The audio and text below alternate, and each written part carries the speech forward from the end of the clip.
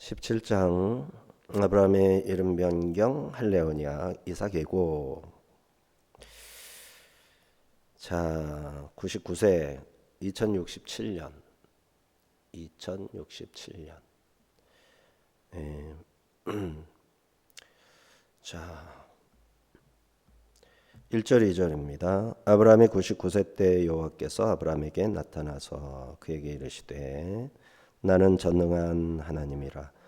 너는 내 앞에서 행하여 완전하라. 내가 내 언약을 너와 너 사이에 두어 너를 크게 번성하게 하리라 하시니. 예. 하나님이 자기 소개에 나는 엘샤다이 전능한 하나님이라.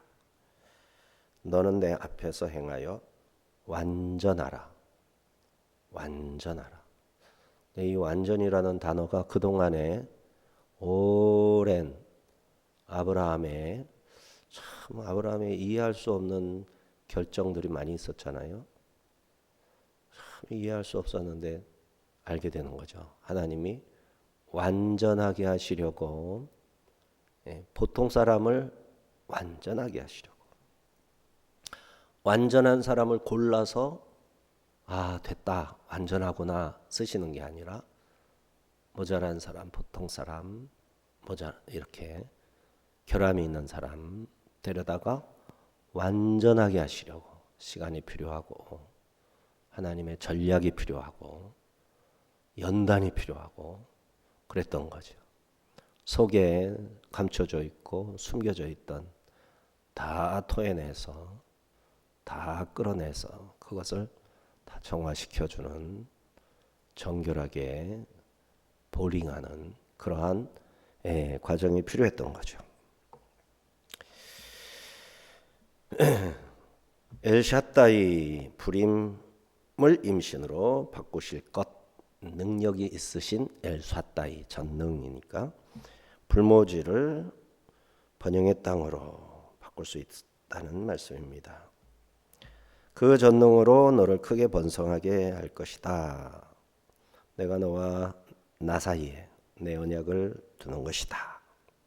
노아와 무지개 언약을 세우셨던 주님, 아브라함을 불러서 또 언약을 세우시는 거죠. 이 약속은 처음이 아닙니다.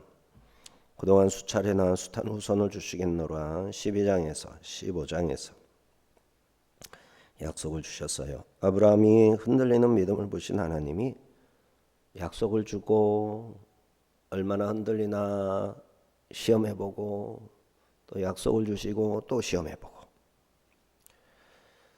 자, 무뼈를 보여주시며 15장에서 네 자손이 이와 같이 많으리라 말씀하실 때 이미 아브라함에게 아브라함이 이를 믿으니 이를 아브라함의 의로 여기시고 의인이다 인정을 하셨단 말이죠. 그랬는데 이제 사례를 시험했잖아요. 사례를 시험했더니 사라가 이제 그 하갈을 아브라함에게 주면서 나는 하나님이 출산을 막으셨으니 이 하갈을 통해서 아들을 낳아줘라. 아들을 낳아달라는 거예요. 자기가 아들로 삼겠다. 자, 아브라함도 흔들려서 이스마엘을 낳게 했는데 하갈이 그를 쉽게 내줄 여자가 아니죠. 안 내줬단 말이죠. 아브라함은 믿음의 조상으로서 이처럼 수차례나 길고 긴 믿음의 훈련 여정을 거쳐야만 했습니다. 하지만 하나님의 뜻은 분명했죠. 믿음의 자손을 위해선 믿음의 계보가 필요했고 그 계보의 시작은 온전하게 확정된 믿음이어야 합니다. 장래에 온전한 믿음이 될 것이야. 이런 마음은 하나님께 있지만 그때 가서 그때의 완전한 믿음을 얻기 위해서는 지금부터 차곡차곡 믿음의 여정을 밟아 나가야 되는 거죠. 그렇게 해서 완성된 아브라함이라 하여 계보 계보를 시작하게 하는 거예요. 아브라함의 계보에서 아브라함으로부터 열내되요. 아브라함에서 시작하는 거예요. 아담에서 시작하지 않고 노아에서 시작하지 않고 아브라함에서 시작하는 거예요. 뭐가요? 구속사의 계보. 예수 그리스도 사람이 되셔서 죄인된 인간을 구속시키려는 재창조 사역의 계보, 이 계보를 위해서 아브라함이 확정된, 입증된 믿음이 되어야만 하는 거죠. 그리고 그것은 아브라함만이 아니라 사라와 함께, 아브라함과 사라가 같이 아들을 낳는 것이니까 둘 다 완전해야 되는 거예요.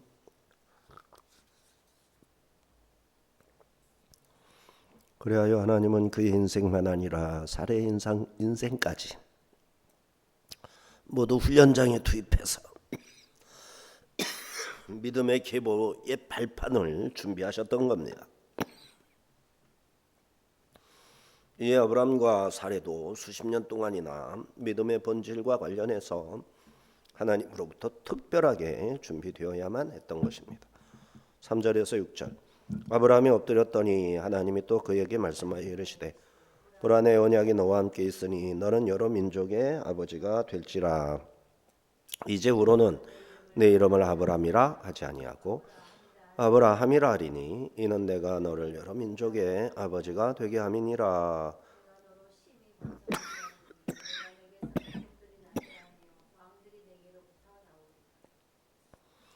하나님의 현연하심에 아브라함이 땅에 엎드렸어요. 하나님은 다시 보라 내 언약이 너와 함께 있으니 너는 여러 민족의 아버지가 될지라 하면서 아브라함을 위대한 아버지, 아브라함을 높은 아버지, 아브라함 열국의 여러 민족의 아버지, 아브라함 헤이를 붙여서 헤이는 숨구멍이 있는 거죠. 기역자에다가 숨구멍을 남겨놓고 기둥을 세워주는 거죠. 엎어지지 않게. 그러면 집에 창문이 있는 거죠. 연기가 빠져나갈 수 있는, 맑은 공기가 들어올 수 있는 배트 같은 헤이 숨구멍이 있는 자, 그래서 아브라함이 아브라함이 되어 새로운 지위를 차지하게 될 것을 약속을 담은 이름으로 바꿔준 겁니다. 보라 내 언약이 너와 함께 있다. 자, 새 이름 아브라함. 그다음에 언약이 어디에 있다? 아브라함이 아브라함 되므로 언약이 담겨 있는 이름. 할례. 언약이 담겨 있는 몸의 표. 사례에서 언약이 담겨 있는 사라로. 이삭이 출생 약속. 언약이 담겨 있는 약속. 이스마엘의 번성 약속. 이렇게 너와 함께 있다. 너에게는 항상 언약이 함께 있다. 약속이 함께 있다. 이렇게 말씀하셨습니다. 이 말씀대로 아브라함의 자손은 심히 번성할 것입니다. 아브라함에게서 많은 민족과 왕들이 나올 것입니다. 하나님의 언약은 이 시대 우리에게도 자연의 섭리 속에도 무지개와 같은 특별한 징표 속에도 무엇보다 하나님의 말씀에 하나님의 언약이 새겨져 있습니다. 약속하신 모든 말씀, 성경에 기록된 모든 말씀의 1.1획 속에 하나님의 약속이 다 기록이 되어졌고 이루어져 가고 있는 것이죠. 그러니까 말씀을 붙들기를 느슨하게 하면 안 됩니다. 말씀에 새겨놓으신 기록된 약속을 붙잡아야 되니까. 붙잡고 살 수가 없잖아요. 말씀을 읽어야, 말씀을 들어야, 말씀을 보아야 그걸 붙잡지. 그러니까 말씀을 읽어야 됩니다. 7절 8절 내가 내 언약을 나와 너 및 네 대대 후손 사이에 세워서 영원한 언약을 삼고 너와 네 후손의 하나님이 되리라. 내가 너와 네 후손에게 네가 거류하는 이 땅 곧 가나안 온 땅을 주어 영원한 기업이 되게 하고 나는 그들의 하나님이 되리라. 후손들에 대한 약속이죠. 언약의 제천명입니다. 보통 언약을 세울 때 가슴을 이 짐승을 쪼개고 그 사이로 지나가면서 언약을 세우는데 그걸 카라트 이렇게 찢어서 카라트 베어서 잘라서 그렇게 해서 언약을 세운다, 약속을 세운다, 언약을 세운다. 이렇게 베다의 뜻이 약속을 베다. 우리는 베다 하면 그게 어떻게 약속이지? 그런데 이 고대 근동은 베다 그러면 그게 약속인 거예요. 깨면 베버린다 이렇게 되어서 언약, 약속. 근데 여기서는 세우다, 쿰 언약을 세우다, 쿰으로 했어요. 쿰. 그러니까 쿰은 일으켜 세우는 거잖아요. 누워 있는 걸 일으켜 세우는 거. 너와 나의 약속이 없었잖아요. 근데 서로 이야기하고 그 약속을 세워놓는 거예요. 항상 볼 수 있도록 잊어버리지 않도록 세워놓는 거죠. 우리가 언약을 세워놓고 자르는 거예요. 그거는 짐승 한 마리를 갖다 놓고 반 갈라놓고 그 사이로 지나가면서 둘 중에 하나가 이 약속을 깨면 이 짐승처럼 베버리는 거다. 베다 이렇게 또는 세우다. 여기선 세우다입니다. 자, 하나님이 이스마엘 출생 이후 13년의 침묵 후에 단호하게 내가 이미 세운 언약과 확고히 세우겠다. 언약을 확고히 세우겠다. 이어서 할례 준비를 시킵니다. 할례 언약입니다. 이게 99세 때 할례입니다. 이스마엘이 13년 전에 태어났어요. 그래서 이스마엘도 할례 받는데 이스마엘이 13살에 할례 받는 거예요. 그리고 18장에서 이제 새 나그네가 이제 지나가다가 아브라함을 들렸죠. 마므레 상수리 나무 아래 아브라함이 앉았다가 이제 식사 대접하고 그러고서 이제 이삭 출생을 약속 똑같이 하거든요. 지금처럼 똑같이 약속하고. 근데 이게 며칠 사이의 일이에요. 며칠 사이에. 17장과 18장은 며칠 사이. 16장과 17장은 13년 사이. 하나님이 아브라함하고 이제 자주 오시는 거죠. 15장과 16장 사이는 또 약간의 차이. 그러니까 10년 되었다 그랬죠. 아브라함이 하란을 떠난 지 10년. 그것이 이제 16장이었잖아요. 17장에서는 13년 지났어요. 13년. 더 많이 지난 거죠. 아브라함이 하란 땅에서 나와가지고 애굽 갔다 와가지고 이삭을 태어나기까지가 10년인데 이삭이 태어난 다음에 이삭이란다. 이스마엘이 태어난 다음에 이제 이삭을 내년에 주마 하는 17장, 18장의 약속이 있기까지는 13년 걸렸다고요. 되게 오래 걸렸죠. 침묵이 더 길었어요. 애굽을 갔다 오고 이렇게 많은 일이 있었는데 10년 만에 그 사이에 롯도 나갔고 소돔과의 전쟁도 있었고 애굽도 갔다 왔고 이렇게 많았는데 13년 동안은 조용하게 지났단 말이야. 근데도 이제 믿음이라는 부분에서 의롭다 여김을 15장에서 받았음에도 불구하고 16장에서 이렇게 시간이 필요한 거예요. 자, 언약의 내용은 뭐냐? 너와 네 후손이 하나님이 되리라. 네가 거류하는 이 땅 가나안 온 땅을 네 후손에게 주어 영원한 기업이 되게 하겠다. 네게 주겠다고 이제 안 하세요. 후손에게 주겠다. 네 후손에게 주겠다. 거류하는 네가 거류하고 있는 이 땅, 너는 거류하는 땅, 너는 장막치고 거류하는 언제든지 떠날 수 있는 나그네로서 사는 땅. 그러나 네가 지금 거류하고 나그네로 사는 이 땅이 네 후손에게는 이제 그들의 땅, 온 땅이 그들의 땅 될 것이다. 이런 뉘앙스 차이에서 아브라함이 뭘 느꼈을지 생각해 볼 필요가 있죠. 아브라함은 자기 후손들을 위해서 지금 약속을 받고 훈련도 받고 하는 거지, 자기 자신에게는 아들은 하나밖에 없는 거예요. 근데 이제 이스마엘도 있고 또 나중에 그두라의 자손도 있는 거죠. 하나님의 약속을 받은 자로서 특별히 그 아브라함이 많은 아들이 있지만 그 속에 여러 아들 중에 하나만 빼가지고 이삭. 또 이삭이 야곱과 에서를 낳는데 여러 아들이 두 아들이 있지만 그 중에 하나만 빼앗어 야곱. 뭐 이런 식으로. 예.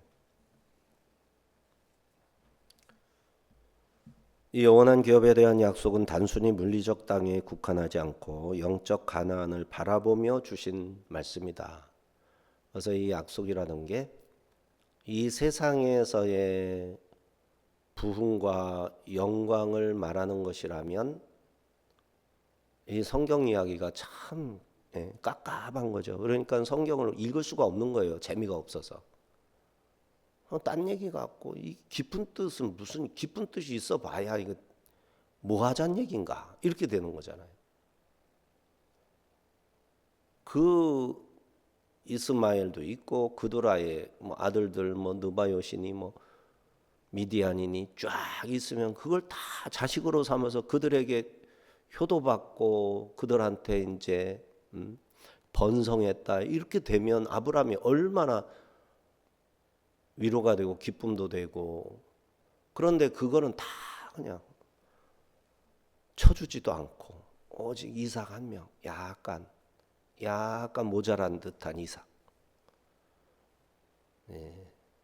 이런 부분이 있는 거죠. 왜 그래야 되나? 이삭은 이 땅에서만 복 받는 게 아니라 다음 세상 영원에 이르는 복까지. 그래서 이 세상 시작은 조금 미약하나 네 나중은 창대하리라.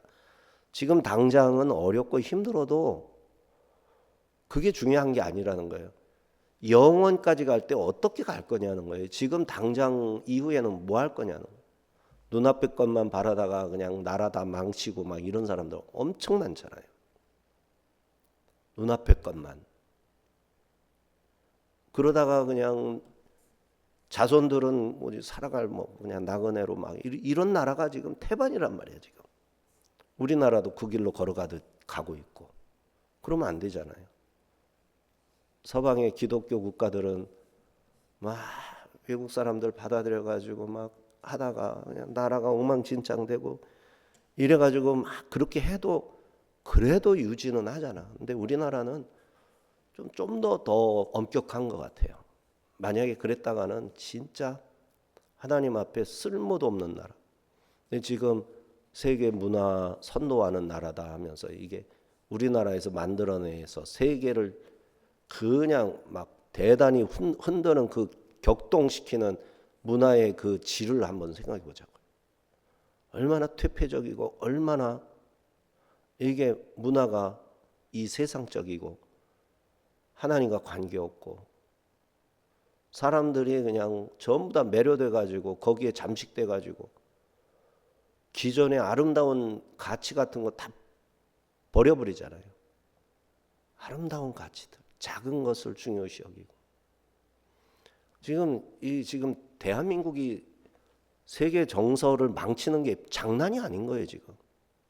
드라마 잘 썼다고 재밌어서 보기는 하지만 그 내용이 점점 더 어떻게 변해가고 있는지 케이팝이니 뭐니 하면서 노래도 부르고 있지만 그냥 서로가 유명해지면은 뭐들 하냐고요. 이 젊은 사람들. 장래가 촉망되고 머리 좋고 유능한 젊은이들이 얼마나 망가지는 것을 많이 보냐고. 근데 그런 걸 쉬쉬해서 말을 안 할 뿐이지. 카메라는 화려하고 성공적인 것만 갖다 비추니까. 근데 그 이면에 망가지고 슬퍼하고 울고 어쨌든 그렇게 저렇게 살던 나이가 들어서 죽게 되면 다 허망하게 죽는 거잖아요. 다 허망하게. 다 쪼글쪼글해서 죽는 거잖아. 그러면 카메라가 비칠 때만 잘 사는 것 같으면 그게 뭐냐고. 그게 다 속는 거지. 이러한 퇴폐적이고 참 근시안적인 게 대한민국을 통해서 전 세계를 오염시키고 있다라는 사실. 이거 어떡할 거냐고요. 한국교회 이걸 어떡할 거냐고. 이걸. 한국이 그렇게 쓰임을 받으면 좋겠냐고. 교회가 올바른 문화를 올바른 정말 찬양 같은 걸 해가지고 찬양 가수들이 대한민국에서 나와야지 조금 되는 듯 싶다가 대한민국에서 이게 점점 어려워지잖아요. 그나마 노래 잘하던 이들도 일반 그 세상 노래로 바꿔가고 이런 안타까운 모습이 지금 대한민국의 현실이다.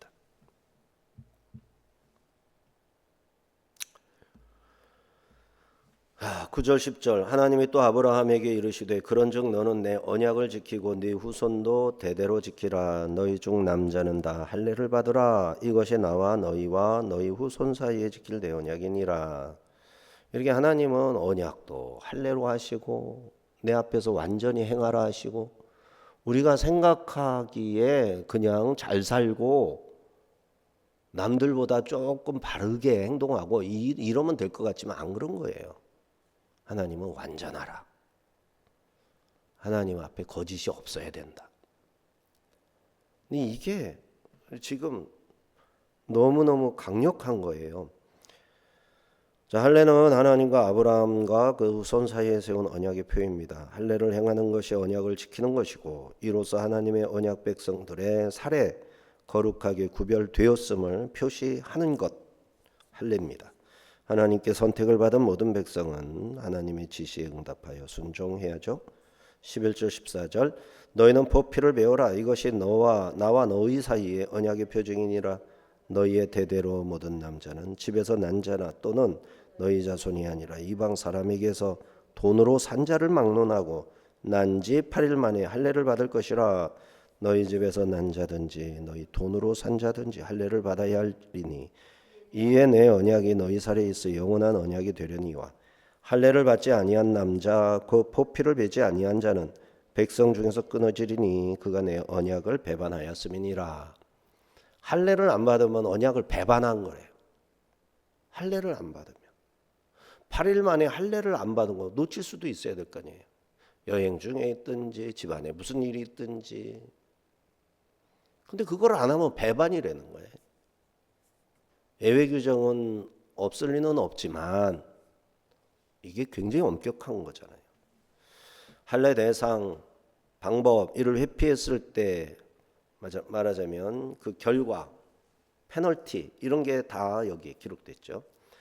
대상, 아브라함에게 속한 모든 자녀들, 후손들, 노예, 그들의 자식들, 아브라함 수하의 모든 남자입니다.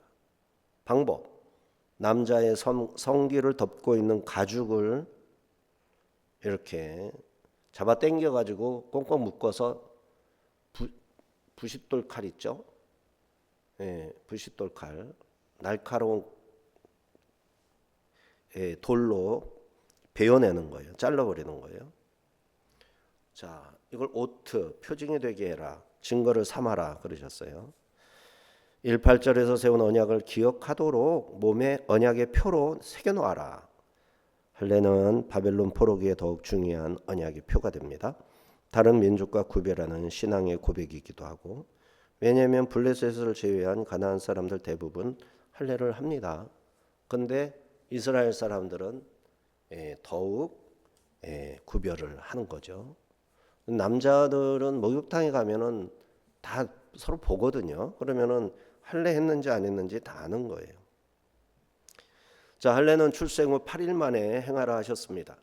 다른 민족들은 성인이 되기 전 사춘기에 할례 의식도 하지만 이스라엘은 산모 7일간 부정에서 벗어난 다음 날 8일 날 산모 부정이 7일이란 말이에요.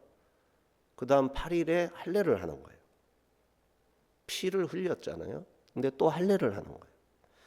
근데 의학적으로 8일째 이제 프로트롬빈, 비타민 K 이게 이제 그 효소 이런 그 뭐라고 그래야 되나 이런 호르몬이 가장 많이 분비가 돼가지고 혈액 응고가 금방 아물어 버리는 거예요. 나오면서 피가 나면서 바로 응고가 되는 거예요. 그리고 이 포피를 베어낸 거는 남자 같은 경우는 자주 봐야 돼요. 여자는 안 보일 거 아니에요. 남자는 빤히 보이잖아요. 그래서 이를 볼래도 아무데나 뭐 이렇게 할 수가 없으니까 이게 남자들은 그걸 늘 봐야 되거든요. 그러니까 이게 기억에 남는 거예요. 근데 손가락이나 이런 데를 베어내면 상처가 남잖아요. 근데 이 남자의 포피를 베는 할례는 상처가 아니에요. 그게 상처가 아니라 그냥 표예요. 그냥 표. 위생적이고 지울 수는 없고. 그래서 이 할례의 표시는 하나님과 아브라함 사이에 아주 명쾌한 하나님의 의도된 표가 되는 거죠. 이처럼 할례는 하나님의 택함 받은 백성들로 거룩하게 살아가겠다 헌신을 다짐하고 육체 할례를 통해 마음의 할례까지 생각하게 합니다. 에레미야 선지자는 유다 사람들과 예루살렘 거민들아 너희는 스스로 할례를 행하여 너희 마음의 가죽을 베고 나 여호와께 속하라 외쳤습니다. 이 할례는 그리스도에 의해 세례로 바뀌면서 확장되었어요. 모든 믿는 사람들 아브라함의 할례 언약의 그 대열에 믿음으로 세례받음으로 그거보다도 더 아브라함은 특별하잖아요. 그 특별한 무리에 들어가는 거예요. 자, 그래서 오늘날 그리스도인들도 그 마음의 가죽을 베어내 하나님께 속해야 합니다. 마음속 깊은 곳에 주님의 스티그마를 새기면서 예수님의 십자가 사건, 손에 못 박힌 흔적 이런 것들을 이제 그리스도인들도 가져야 되는 마음의 그런 표를 가져가야 됩니다. 15절 16절 하나님이 또 아브라함에게 이르시되 네 아내 사레는 이름을 사레라 하지 말고 사라라 하라. 내가 그에게 복을 주어 그가 내게 아들을 낳아주게 하며 내가 그에게 복을 주어 그를 여러 민족의 어머니가 되게 하리니 민족의 여러 왕이 그에게서 나리라. 사라에게도 해를 하나 붙였어요. 그래서 사라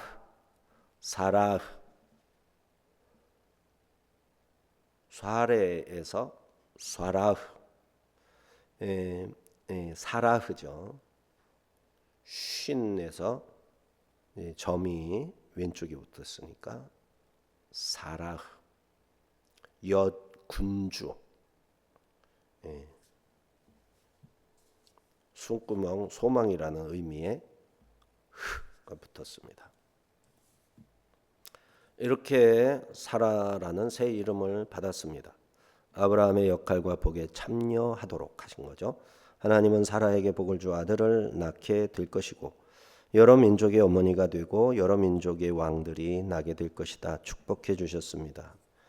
새로 주신 이름에 새로운 정체성, 새로운 사명이 부여되었습니다. 17절 19절 아브라함이 엎드려 웃으며 마음속으로 이르되 100세 된 사람이 어찌 자식을 낳을까? 사라는 90세니 어찌 출산하리요? 하고 아브라함이 이에 하나님께 아뢰되 이스마엘이 하나님 앞에 살기를 원하나이다.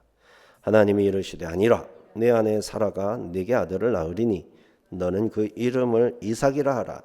내가 그와 내 언약을 세우리니 그의 후손에게 영원한 언약이 되리라. 자, 아브라함이 엎드려 가지고 웃었죠. 나중에 사라는 혼나거든요.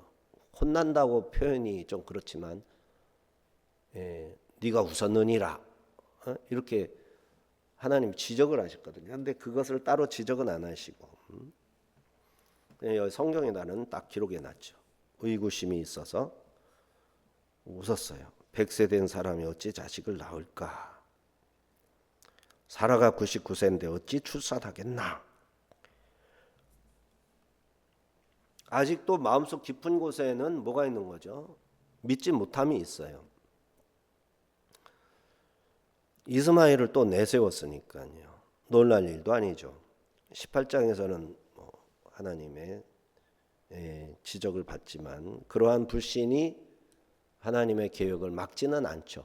훈련 과정에서 일단 이제 지적이 되는 거죠. 체크가 되는 거죠. 그러면 내가 살아가면서 체크된 부분을 생각하면서 반면교사로 살면 되죠. 이들에 대한 하나님의 계획은 약속하신 대로 멈추지 않고 이루어져 갈 겁니다. 하나님께서 아브라함에게 아니라 내 아내 사라가 내게 아들을 낳으리니 너는 그 이름을 이삭이라 하라.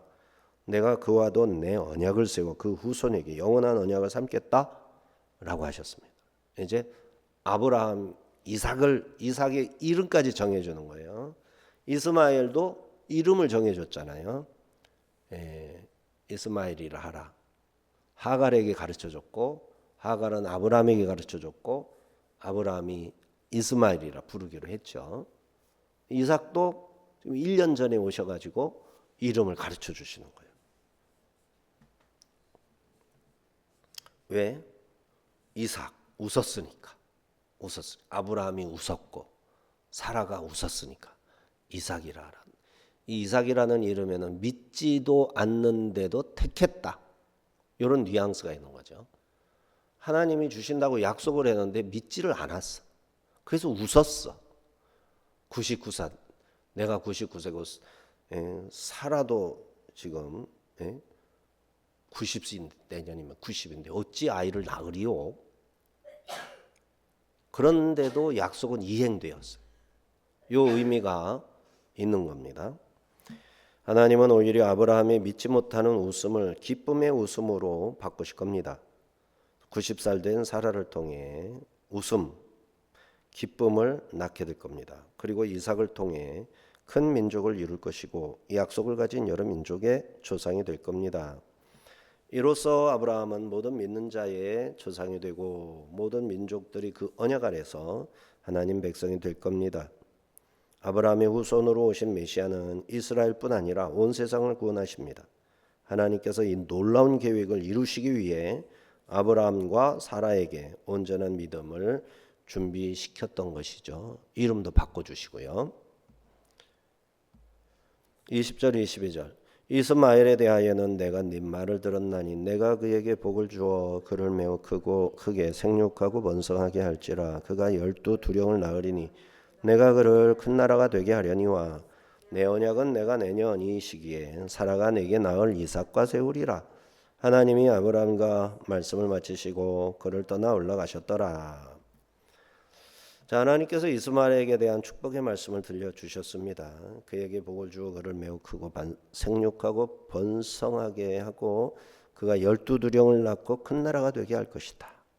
13살 되었는데 12두령이나 낳을 것이다. 복을 주신다는 약속이죠. 언약으로 세우신다는 것과는 차이가 있어요. 언약까지 세우진 않습니다. 그냥 복을 주실 뿐이에요. 21절 히브리 본문으로 보면 역접 접소사 외에트. 그래서 20절에서 이스마엘의 번성을 축복하셨는데 그러나 21절에서 이삭에게는 언약을 세우리라. 그러나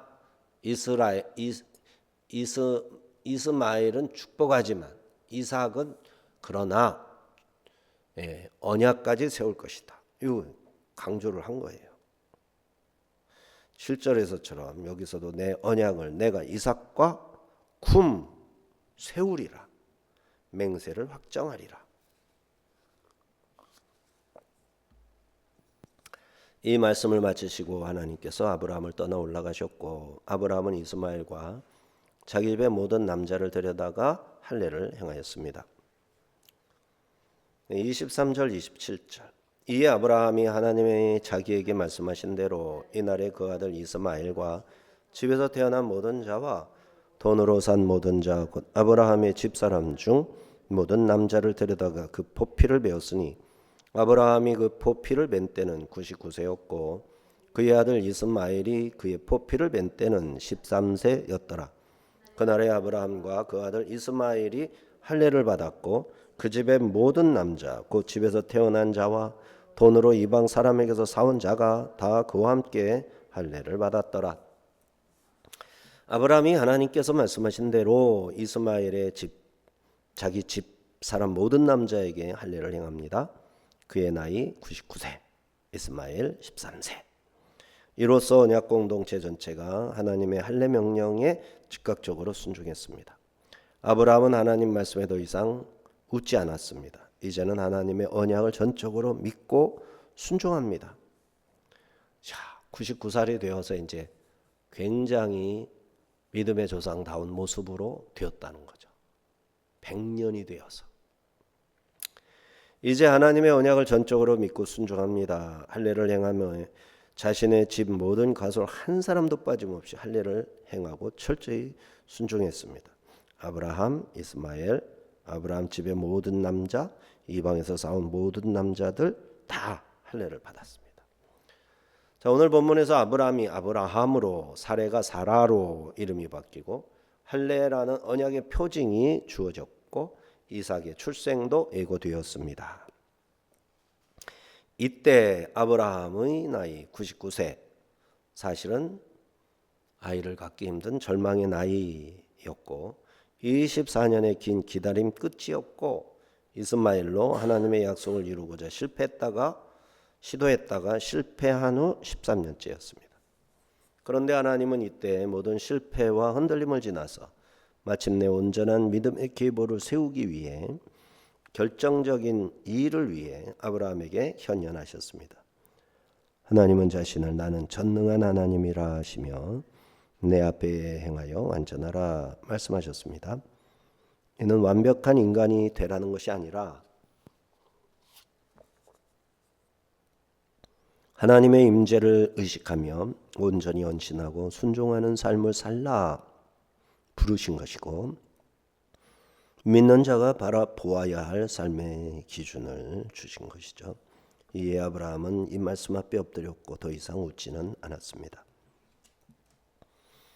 그는 즉시 순종해서 자신과 이스마엘 집안 모든 남자에게 할례를 행했죠. 새 이름은 새 정체성을 주었고 할례는 그 정체성을 몸에 새기는 표징이 되었습니다. 사라를 통해 이삭이 태어날 것이라는 약속, 인간의 계산을 초월하는 하나님의 계획이었습니다. 이 모든 것이 그리스도 안에서 완성될 겁니다. 우리는 세례를 통해 아브라함의 언약 백성으로 이제 이렇게 들어가게 됐죠. 마음의 할례를 통해 그리스도께 속한 자로 이제 마음의 할례로 우리가 나가야 됩니다. 우리에게도 새 이름으로 하나님의 자녀, 그리스도 안에 새 사람, 영원한 언약의 상속자 이런 이름이 주어졌습니다. 이 새 이름에 걸맞게 하나님 앞에 엎드린 아브라함처럼 우리도 다시 엎드려야 되겠습니다. 옛 이름을 내려놓고 옛 계산을 내려놓고 말씀 앞에 즉각 순종하는 언약의 백성으로 살아가도록 결단합시다. 전능하신 하나님은 오늘도 우리를 새롭게 부르시고 새 믿음으로 살라 하십니다. 기도합니다.